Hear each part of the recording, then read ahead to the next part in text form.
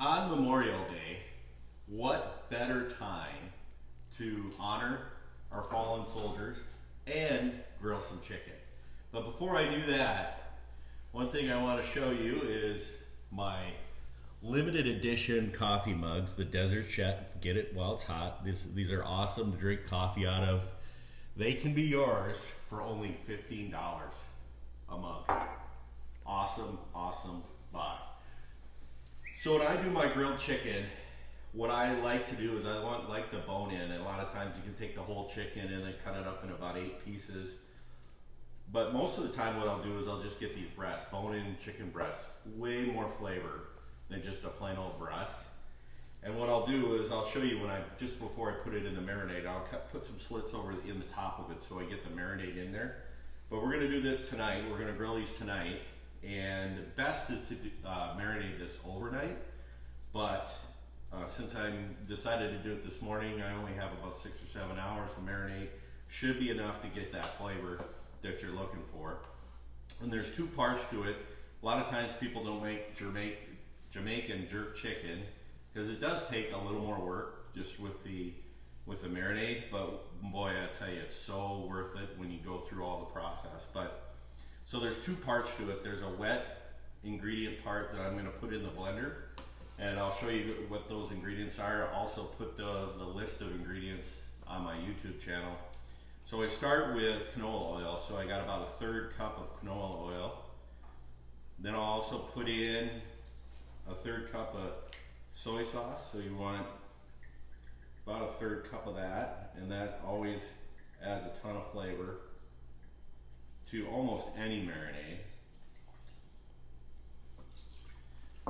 Then I'll have some apple cider vinegar. Again, another 1/3 cup of that or so. Make sure you get all 3 of those ingredients. We'll put in some orange juice in here, another 1/3 cup of orange juice. Give it some acid flavor. So we got that going. Then what I'll add, come on over here. This is the bone-in chicken if you want to get a little closer view of that. So you got the bone-in chicken. And then I'll go ahead and add 1 red onion. And what I'll do, since I'm going to blend it, I don't spend a lot of time doing all the chopping. So it's in bigger chunks. So 1 whole red onion. A couple green onions chopped. Rough chop again on that. Ginger. About a 1/3 cup or 1/4 cup of ginger I'll put in there. And then garlic, couple big cloves of garlic in there. And then the habanero peppers, I got 2 and I've seeded it. So we got 2 habanero peppers. Careful with that because you get it on your skin. You want to make sure you don't rub your eyes because it will sting it quite a bit. So the last thing I'll put in here is a couple juiced limes. So the limes, again, more of that fruit citrus flavor. It kind of gives it a little extra punch. And like I said, I do 2 phases. I get this more of the wet ingredients going, and I'll blend it.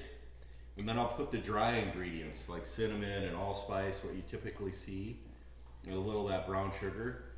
I'll put that in after I've already blended it. So I'll bring it over and blend it. And then I'll show you what it looks like when I put the dry ingredients in. So here we go. This is what the wet ingredients looks like after it's been blended. So nice, great smell to it. You can tell with that habanero, it's really spicy. So the next thing I'll do is I will add some of the dry ingredients. So what I'll do is I'll take a teaspoon of this paprika and put that in there. And then I'll take some allspice, and we need about 3 teaspoons of allspice. So that's one of the things you probably smell when you get the Jamaican flavor is the allspice and the cinnamon.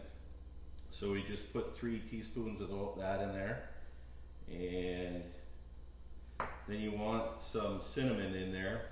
So I'll take a teaspoon or a teaspoon and a half of cinnamon in there. Get that in there.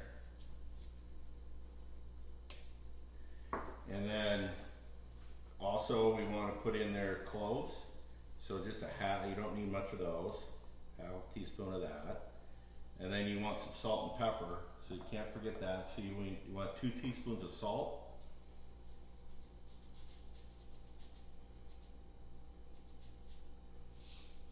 And 1 teaspoon of pepper. So get that all mixed together, and then I'll add some brown sugar in that. So I typically do 2-3 teaspoons, maybe a tablespoon of brown sugar, get that in there, and then we'll go ahead and blend it. So here are the dry ingredients that I put together, and I added the brown sugar in there, a couple tablespoons of that. So then what I'll do is I'll just take that and sprinkle this right in here. Just like so, and again, put the old blender back on it.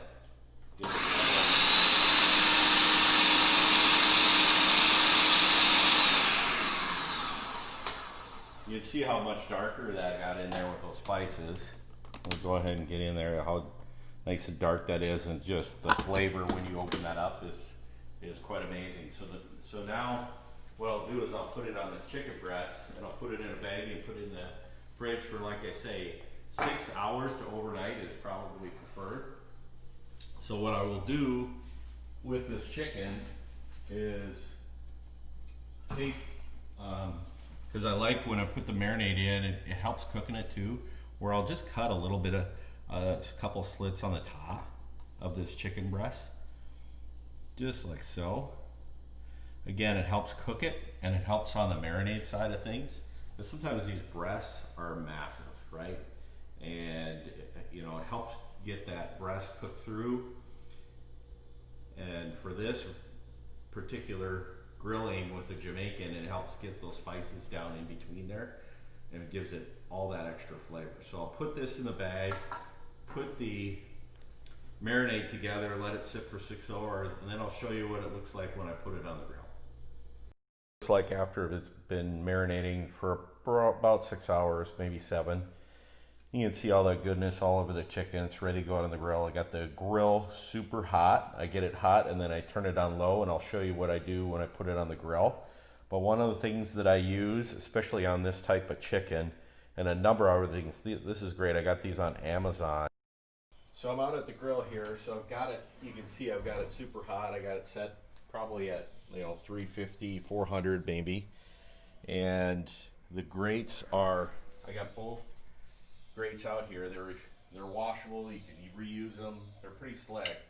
So how I do this is I start with putting the skin side down first, because you want to crisp that up. Get the skin side down first. So get that on the hot grate here. And I'll show you when I flip these how slick this thing is. So get these going. Again, put it on low heat. You want to slow cook these because it's got to get through a lot of chicken there. So you're going to try to cook these slow.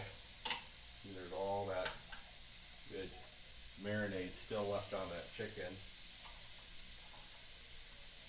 Yeah, I left some of that marinade over because I'm going to baste this chicken as I grill it. So get it on the grill. And I use some, I don't use the stuff that I've been marinating in. I use some leftover stuff to baste it with. But get this on there, skin side down, just like this, and just like this, and we'll cook through these chickens. And I'll show you. We'll baste here in a minute, but we'll show you what it looks like at the end. So I just turned them over. You can see they've been on there for maybe 7 or 8 minutes on one side. You can see the skin is still on. There's a nice char to that skin. And now the bone is down. So you can cook this on a much longer period of time. And so what I also did is I have this leftover marinade. And I'll go ahead and baste the top of that right on the grill here. I'll use that baster, go ahead and right on the top and let it continue to cook probably a good 20-25 minutes on this side. But the good thing is the bone side is down, so you can cook this much longer. This is what it looks like after it's been grilled. So you can see we've got the meat, and what I use is this digital thermometer. This is pretty slick. You got to have one of these. Cook it to 165. Just let it rest for a little bit. And you do want to watch chicken. You want to make sure it gets to that 165, but if you overcook it, it's not going to be as tender as juicy. So you want to get it to that 165 and just let it rest for a minute. So I'll set it out the grill. Just let it set here for about 2-3 minutes. Again, this takes about 30 minutes to cook like this if you do it right. But it's so much worth it. The chicken is so delicious. So here's the final product. You can see the bone is still on there. So I just cut them in half. Tonight we're just doing a side salad with it. You can see all the goodness on that chicken, and you know the reason I do this in bone because you got all the bone flavor with all that goodness wrapped around it. So got a little kick to it, not gonna lie. Fantastic. You might even want a beer with it.